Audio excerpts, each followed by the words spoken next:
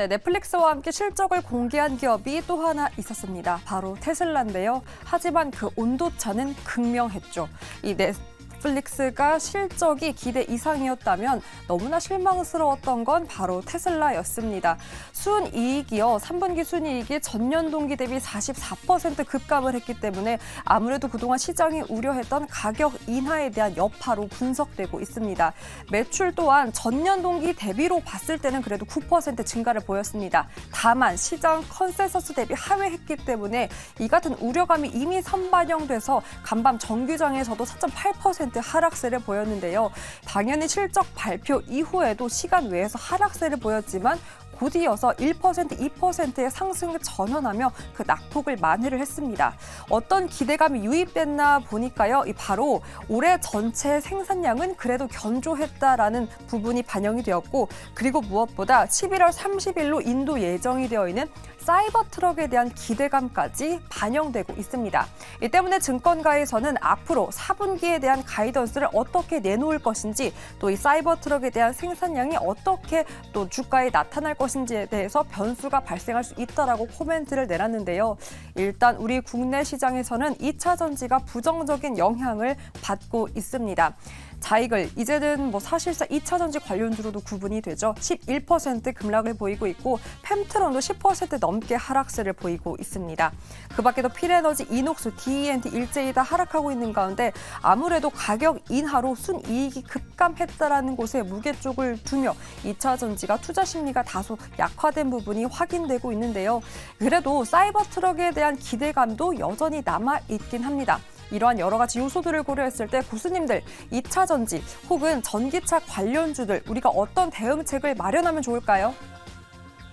네, 2차 전지 관련한 종목들 일제히 하락세를 보이고 있습니다. 근데 이 하락이 테슬라의 실적에 부진의 영향이다라고 우리가 이야기하기에는 좀 그렇고요. 예, 지금까지 그동안 좀 계속 빠져왔기 때문에 지금이 오히려 우리가 또 이것을 기회로 삼을 수 있을지에 대한 이야기를 또 해보면 좋을 것 같습니다. 자, 일단은 테이버 고수. 실적 많이 안 좋았나요? 일단은 많이 안 좋았냐라고 하면은 지난 분기 대비로 안 좋은 게 조금 포인트가 됐다라고 보시면 좋을 것 같습니다. 지금 앞서도 말씀을 해주셨지만 매출 총 이익이 감소를 했는데 지난 분기에 18.2% 나오던 게 이번 분기에는 17.9%로 줄어들었고요. 네. 그리고 영업이익 같은 경우도 지난 분기에 9.6%가 나왔었는데 이번 분기에 7.6%로 하락을 했습니다.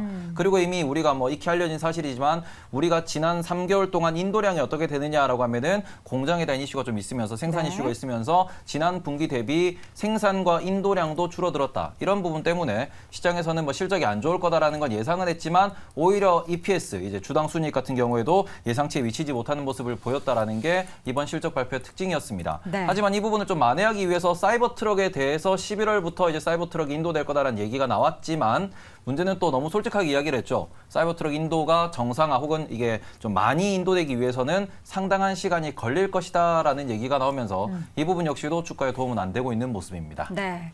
전체적으로 그 부진한 이야기들이 나오고 나서 앞으로는 이게 좋아질 거예요라고 한다면 좀 반전이 될 수 있는데 앞으로도 이러한 부분이 조금 문제가 될 수 있습니다라고 이야기한 게 아무래도 좀 발목을 잡지 않았나라는 생각이 드는데 궁금한 게 하나 있다면 지금 계속해서 테슬라가 가장 좀 강력했던 부분이 마진이었는데 마진이 점점 줄어들고 있습니다. 지난 분기였나요? 오히려 기아가 네, 마진이 훨씬 좋게 그렇죠. 이제 네. 바뀌었잖아요. 이 테슬라의 지금 마진이 지금 저점이라고 보세요? 마진은 계속 낮아질 수밖에 없고요. 더 낮아진다고요? 네, 지난해 테슬라 영업이익률이 한 13% 정도 됐습니다. 네. 이번에 영업이익률이 6%대로 감소한 것으로 알고 있거든요. 네. 테슬라가 왜 영업이익률이 감소함에도 불구하고 자동차에 대해서 할인 판매를 하느냐. 여기에 대한 또 다른 의도가 있습니다. 있죠. 당연히 있죠. 생태계를 다 장악하려고 한다면서요? 네, 맞습니다. 그 배경에 대해서 제가 짧게 말씀을 네. 드리면 지난 2분기 이제 실적 발표했을 때 그때도 테슬라와 넷플릭스가 동시에 장 마감 이후에 실적 발표를 했어요. 긍정적이었습니다. 실적 네. 좋았어요. 2분기에. 그런데 시간 외에서 주가가 넷플릭스는 10% 이상 하락을 했고요. 테슬라도 상당 부분의 주가 하락이 나타났습니다. 어닝콜을 1시간 뒤에 어닝콜을 했는데 어닝콜에서 다음 분기에는 실적이 안 좋아질 것이다. 이런 내용에서의 발표를 했습니다. 그쵸. 당연히 3분기, 이번 분기 실적 안 좋을 것이라는 것은 누구나 알고 있었고요. 네네. 이번에 어닝콜을 하지 않았습니다. 그래서 다음 분기에 대한 그 전망에 대해서 그 확인되지는 않았는데. 테슬라요? 네. 일론 머스크가 막 뭐 얘기하던데요? 끝나고 나서? 아 그러나요? 제가 네. 그것까지 확인을 못해요. 그 어닝콜까지는 트럭 뭐 얘기하고 뭐 그러더라고요. 어닝콜까지는 확인을 못 네. 해봤습니다. 테슬라가 어떤 의도를 가지고 지금 영업이익률이 감소함에도 불구하고 할인해서 팔게 되냐면 애플 얘기를 해드릴게요. 애플이 네. 분기당 800억 불의 매출을 일으킵니다. 그런데 휴대폰, 그다음 패드, 노트북 이게 대략 600억 불이고 200억 불은 애플페이, 애플 TV, 애플 뮤직 그러니까 서비스 부분입니다. 그쵸. 이게 대략 25%이거든요. 계속 늘어나고 있죠? 애플 같은 경우는 지난 2분기에 실적 발표를 하고 매출은 좋지 않았는데 주가 올라갔어요. 이 부분은 서비스 분야의 성장이 예상된다라는 측면에서 시장에 그렇죠. 부각이 됐거든요. 네. 테슬라 이번 실적을 깊이 있게 한번 들여다보게 되면 서비스만. 250억 불 매출을 일으켰어요. 근데 서비스 분야. 그러니까 테슬라 차 타시는 분은 아시겠지만 다른 데서 수입 못 받습니다. 부품 공급이 안 돼요. 지정 서비스 센터, 네. 테슬라 서비스 센터만 가야 됩니다. 비쌉니다. 아. 고칠 때. 그래서 이번에 테슬라의 그 서비스 분야가 한 40% 성장을 했거든요. 네. 15%. 그러니까 250억 매출 중에서 이 서비스 분야가 한 40억 불 정도 됩니다. 애플 수준으로 가기 위해서는 25%까지 가기 위해서는 이 서비스 분야에 대한 집중적인 진행을 할 겁니다. 그쵸. 그렇다고 본다면 당연히 할인해서 판매를 해야 되겠죠. 차량을 많이 팔아서 테슬라 같은 경우는 뭐 운전자들 알지만 충전기도 표준화시켜서 자기들 것만 써야 그쵸, 되거든요. 그거 외에도 여러 가지 서비스 분야에 대한 애플이랑 비슷한 그 구조로 지금 사업을 마련하고 있는 거잖아요. 그렇죠. 그래서 지금 과도기입니다.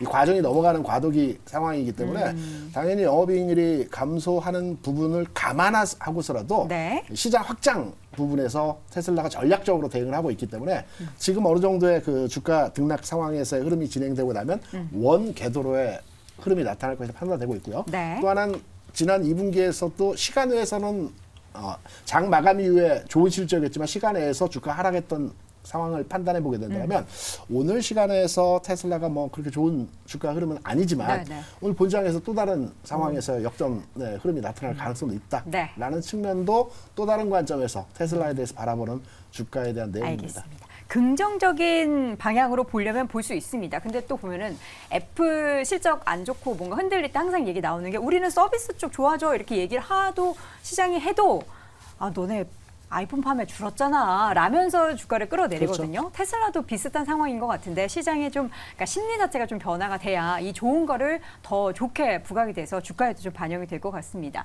염정 차장님, 염정 교수님 어떻게 보세요? 앞서 말씀하신 부분이 거의 제가 말씀드리고 싶은 부분 거의 80% 이상 다 네, 말씀하셨는데 저 역시 지금 테슬라 실적 괜찮습니다. 이거 괜찮습니다. 괜찮아요? 괜찮다는 게 영업이익률에 대한 부분을 포기하고 지금 진행하고 있는 거예요. 네. 포기라기보다 감수를 하는 거죠. 지금 일단 제일 중요한 건 테슬라는 확장입니다. 확장. 확장에 대한 부분이 있고 다 테슬라는 먹어버리겠다. 이제는 그렇죠. 먹어버리겠다. 일단 테슬라 같은 경우에는 지금 뭐 영업이익률 이런 부분도 중요한 부분이겠지만 네. 그 부분을 포기할 수 있었던 부분은 지금 모빌리티가 아니고 플랫폼 기업으로 저는 변모할 거다라고 좀 생각을 하고 그쵸. 있거든요. 테슬라 같은 경우에 지금 중요한 부분이 말씀하신 대로 전기차 일단은 굴러다니는 전기차 대수가 늘어나야 됩니다. 그에 대한 부분에서는 자율주행, FSD에 대한 부분에서의 이제 과금 체제에 대한 부분 그리고 말씀하신 슈퍼차저, 네. 전기차의 충전소 충전기에 대한 부분을 먹어버리겠다는 거거든요. 그래서 지금 대부분의 완성차 업계들, 전기차 업계들, 특히 현대까지도 지금 테슬라의 일정 부분은 네. 굴복을 한 상태다라고 저는 생각하고 있거든요. 일단 충전소 현재까지 상황. 그리고 이제 전기차 시장이 이제 저는 개화라고 생각을 하고 있기 때문에 이렇게 물량으로 공세를 하고 사실 뭐 저가에 대한 부분, 가격 인하에 대한 부분을 단행하다 보면은 네. 자연적으로 밑에 기업들이 도태될 수밖에 없습니다. 영업이익률 따라갈 수가 없기, 이에 대한 부분을 맞춰가면서 같이 갈 수가 없어요. 그럼 자동적으로 밑에 단에서 다 정리가 되면은 그때 이제 점유율을 높이면서 그때 영업이익률 늘릴 수 있는 전략이지 않나. 지금 전략적인 저는 방법이다라고 생각하고 있습니다. 스테이브 교수는 어떻게 보세요? 일단은 테슬라 같은 경우에는 결국 이제 다들 성장한다고 말씀을 해주시는데 지금 테슬라가 전기차만 하고 있느냐? 충전 아니죠. 플랫폼도 존재를 하고 있고 그리고는 또 볼 수 있는 게 우리가 뭐 로봇도 하고 있고요. AI도 하고 있고요. 그리고는 그걸 통해서 딥러닝을 통해 가지고 본인들만의 뭔가 AI 소프트웨어 그쵸. 플랫폼을 만들겠다는 얘기도 하고 우주도 있습니다. 하고 뭐. 그리고 그게 또 자율주행 베이스로 해가지고 FSD 같은 경우에도 지금 거진 1,000만 원에 이른 돈을 받고 판매하고 있는데 이런 부분을 전 세계로 확산하겠다라고 하고 있고 그리고는 전기차 충전 그리고는 자율주행을 네. 다른 기업에 판매할 수도 있다라는 이런 비즈니스 모델 아. 그리고는 도조 시나리오가 나왔던 것도 이런 것에 근거해가지고 앞으로는 플랫폼 기업으로 봐야 될 거다. AI 기업으로 봐야 될 거다. 이런 얘기를 하고 있습니다. 그러다 보니까 데이터 비즈니스를 하는 테슬라라고 가정을 해보면은 오히려 자동차가 많아지고 데이터가 늘어나는 거는 테슬라한테는 호재가 될 것이고 그리고 다들 아시다시피 지금 테슬라 그래서 $200에서 사야 돼, $210에서 사야 돼 다들 재고 있을 겁니다. 그러니까 이런 거 보시면은 여전히 팬심도 있고 브랜드 파워도 있고 네. 보여주는 퍼포먼스도 좋은 그룹이다라고 보시면 좋을 것 같습니다. 제가 정정 하나 하겠습니다. 네. 그러니까 테슬라 영업이익률을 말씀드리면서 이번 분기 6%대 7.6 였죠? 7.6입니다. 그리고 지난 분기 9.6이었고요. 네, 네. 작년에 13%대였습니다. 정정드립니다. 아유, 또 숫자에 또 굉장히 우리 김대중 교수님은 강한 분이기 때문에 고 틀리는 거 이제 용납할 수 없죠. 좀 일 수도 있는데 7.6%는 회사 전체가 7.6%고 그 비즈니스 자동차? 자동차하고 나누면은 그게 어떻게 그래서- 나오는지 아, 또 더 들여다보면 디테일해집니까? 더 낮을 수도 있어요. 그러니까 낮을 수도 제가 가만히 있었던 게 네. 수준 7.6 맞는데 자동차만은 따로 제가 못 봤거든요. 다른 비즈니스는 마진 높았다면은 이게 네. 더 낮았을 수도 있고 안 그럴 수도 있으니까 아. 나중에 확인해 봐야 돼요. 알겠습니다. 사실 근데 우리 테슬라를 좋아하시는 분들, 테슬라를 정말 장기적으로 투자하시는 분들은 지금 이렇게 저희가 이야기 나누는 거 다 알고 계시는 내용일 겁니다. 근데 중요한 거는 테슬라 그래 미국 주식 투자하는 분들 그렇다 손 치고 그럼 2차 전지 우리 어떡하냐. 2차 전지주 투자하시는 분들은 어떻게 테슬라의 이 빅피처에 같이 좀 오래 기다려도 올라갈 수 있다라는 희망을 가져야 되는 거예요? 뭐 어떻게 되는 거예요? 같은 맥락이에요. 앞에 말씀드린 대로 이제 테슬라의 주가의 원동력, 네. 모멘텀이 될 수 있는 것은 2차 전지의 부분은 기존에 테슬라가 우리나라 2차 전지주에 미쳤던 영향이 100이라고 한다면 지금 한 50% 정도는 줄이셔야 됩니다. 줄었다. 옛날에 뭐 그렇기 때문에 콘텐츠처럼. 오늘 2차 전지 종목들 테슬라의 뭐 사실 이번 실적 어닝 미스라고 하는데 네. 이 부분에 대해서 쇼크까지는 아니죠. 미스라고 하는데 이 부분에 대해서 2차 전지도 그렇게까지 오늘 급락하진 않잖아요. 그만큼 영향력이 테슬라와 연계성이 덜하다. 점점 더 좀 떨어지고 있다. 2차 전지주 테슬라 믿고 있어서도 안 되고 그럴 필요도 없다라고 생각하고 있습니다. 알겠습니다.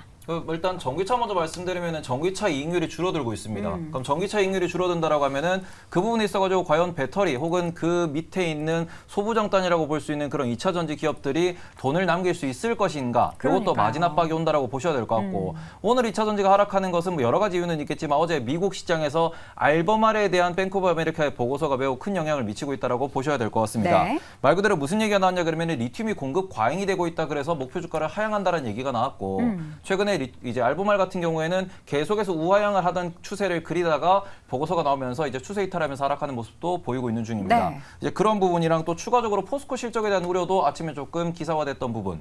이것도 이제 2차 전지에 대한 투심을 악화시키고 있고 네. 마지막으로는 에코프로 머티리얼즈가 11월에 또 상장을 하게 됩니다. 이렇게 되면은 향후에 연말이 다가올수록 10억 대주주 과세 물량도 나올 거고 그런 부분에서 에코프로 머티리얼즈가 상장되면 리밸런싱일 수도 있을 거다. 네. 이래서 전반적으로 투심이 안 좋다라고 보시면 좋을 것 같습니다. 요거는 또 우리 김대중 교수님과 약간은 이견이 있기는 하네요. 네, 그렇죠. 네. 그럼에도 불구하고 우리 시청자분들은 내가 꿈꾸는 쪽, 바라는 쪽, 내가 원하는 쪽으로 가면 되는 거죠? 그럼요. 그리고 네. 앞서 말씀드린 대로 2차전지 소재주 같은 경우는 기술적 측면, 네. 주가 흐름적 측면에서 단기 반등의 모멘텀이 만들어질 자리고요. 이번 반등은 의미 있는 반등이라는 판단으로 몇 가지 시장 상황에 대한 내용들을 말씀드렸죠. 네. 그래서 그 부분으로의 판단을 하시면서 접근하는 것도 네. 하나의 투자 방법이다 이렇게 생각합니다. 알겠습니다. 자, 이렇게 해서 테슬라 이야기와 함께 2차 전지주도 잠깐 이야기를 나눠봤는데요. 관련해서 다시 한번 정리해드리겠습니다.